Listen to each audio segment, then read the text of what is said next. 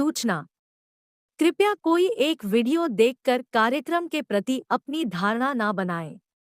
चरणबद्ध तरीके से प्राप्त किया गया ज्ञान हमें हमारे लक्ष्य तक पहुंचाता है। धन्यवाद। प्रिय आत्मन, आज के इस पावन बौद्धिक विमर्श में हम जीवन की उन जटिलताओं और उनके समाधान पर चर्चा करेंगे जो प्रत्येक मनुष्य के अस्तित्व से जुड़ी हैं।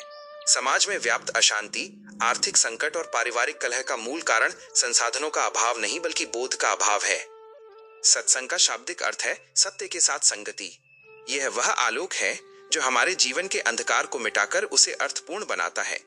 विडंबना यह है कि आज हम सत्संग में जाते तो हैं, पर वहां से प्राप्त ज्ञान को केवल कानों तक ही सीमित रखते हैं।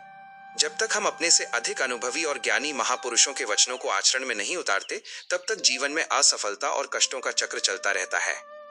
अक्सर लोग ये सोचते हैं कि आध्यात्मिक ज्ञान केवल सन्यासियों या आदर्शवादियों के लिए है। ये एक बहुत बड़ी भ्रांति है। सत्य तो यह है कि यह ज्ञान गृहस्थों और व्यस्त व्यक्तियों के लिए और भी अधिक आवश्यक है। ये हमें सिखाता है कि किस प्रकार चुनौतियों के बीच भी संतुलित रहकर सही कर्म किए जाएं।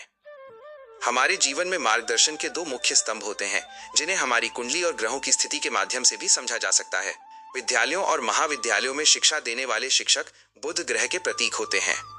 व्यक्ति की बुद्धि और सांसारिक चतुरता बुध की स्थिति पर निर्भर करती है। आध्यात्मिक मार्गदर्शक जो हमें मोक्ष और आत्मज्ञान का मार्ग दिखाते हैं, वे गुरु बृहस्पति के कारक होते हैं। यदि किसी व्यक्ति की कुंडली में गुरु की स्थिति अशुभ है, तो उसे गुरु की सलाह से हानि हो सकती है या उसकी आध्यात्मिक प्रगति रुक सकती है। अतः मार्गदर्शन चुनते समय अत्यंत विवेक और सावधानी की आवश्यकता होती है। यदि आप अपने जीवन में सकारात्मक परिवर्तन लाना चाहते हैं, तो इन चरणों का पालन अवश्य करें। 1. स्वमूल्यांकन। प्रतिदिन अपना आत्मनिरीक्षण करें कि आप कहां खड़े हैं और आपकी कमियां क्या हैं। 2. लक्ष्य और मार्ग का निर्धारण। अपनी दिशा स्पष्ट करें।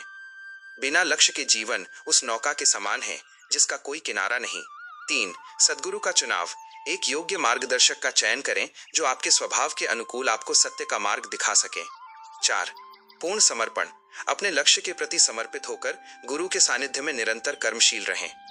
अंत में केवल यही प्रार्थना है कि आप ज्ञान के इन मोतियों को केवल अपनी स्मृति में संजोकर न रखें, बल्कि इन्हें अपने कर्मों में रूपांतरित करें। ज्ञान जब आचरण में उतरता है, तभी वह विज्ञान और अनुभूति बनता है। आइए संकल्प लें कि हम अपने जीवन को केवल व्यतीत नहीं करेंगे, बल्कि उसे सत्संग के प्रकाश में सार्थक बनाएंगे। इस ज्ञानमयी चर्चा में सम्मिलित होने और अपना अमूल्य समय प्रदान करने के लिए आप सभी का कोटि कोटि धन्यवाद। आपका मार्ग प्रशस्त हो और आप आत्मिक शांति को प्राप्त करें। सादर प्रणाम।